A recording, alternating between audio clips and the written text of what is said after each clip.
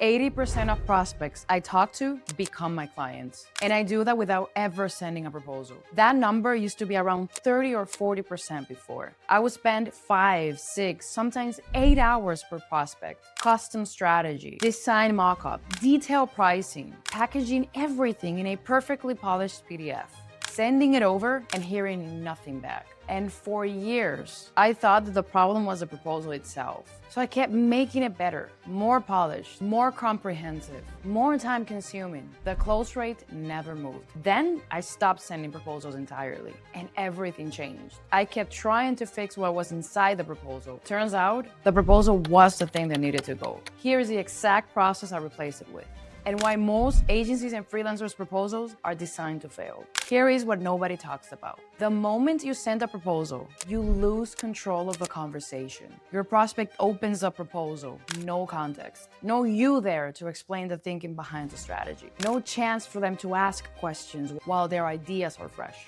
They scroll all the way down to the pricing. They see the numbers without understanding the value behind it. And then one out of 3 things happen. 1, they ghost you. The price looks too high. They didn't really understand the scope. And it's easier to not respond than to have that awkward conversation. 2, they shop around. Your proposal, the hours you spent building it, becomes a comparison document.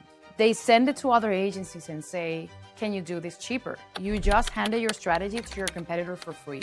And number 3, they negotiate every single item on them. Not because the pricing is wrong, but because the document itself invites that behavior. When someone's reading a PDF alone in their desk, every number looks negotiable. And here is what made it worse. The prospects who ghosted me aren't even that price sensitive. Some of them had the budget. They just didn't have the context to understand what they were buying into. The format was the failure, not the content. Now here's what I want you to do. And you can take this process and use it tomorrow. I run a 2-call close. 2 calls, no PDF in between, and a decision by the end of a call. The call number 1 is the discovery call. But this is not a sales speech. I'm asking questions here. I want to understand their business, their goals, and specifically the areas they're looking for help right now. What changed? What triggered the search for a new agency? But the purpose of this call is really to build the relationship that the PDF can never build. I share how I think, how my team works, how we've approached similar problems over 12 years across multiple markets. Trust is built into the conversation, not in document. But I'm also qualifying them on this call. Are they serious about this? Do they have realistic expectations? Are they fishing or are they ready to invest? You learn more in a 30-minute call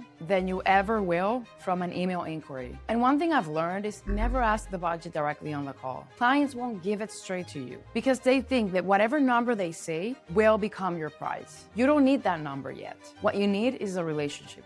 The second call is the live presentation. Between call 1 and call 2, I take about a week with my team. We build a tailored strategy based on everything I learned in that discovery call. No templates, a real plan. Then I present it live. I share my screen and I walk them through the strategy first. What I'm envisioning, the tools and tactics, why this approach fits this specific situation. Pricing comes last, always last. Because by the time I get to the numbers, they've already seen the thinking behind it. The price has context now. And because I'm right there, I can read the room. If they hesitate, I address it in real time. There's no week gap where doubts creep in and they convince themselves to go with a cheaper option. And here's what surprised me the most. Even when the prospect didn't have the full budget, they were more willing to find ways to work together when I was there presenting it live. Before, those people just disappeared. Now they say, what if we started with this or that?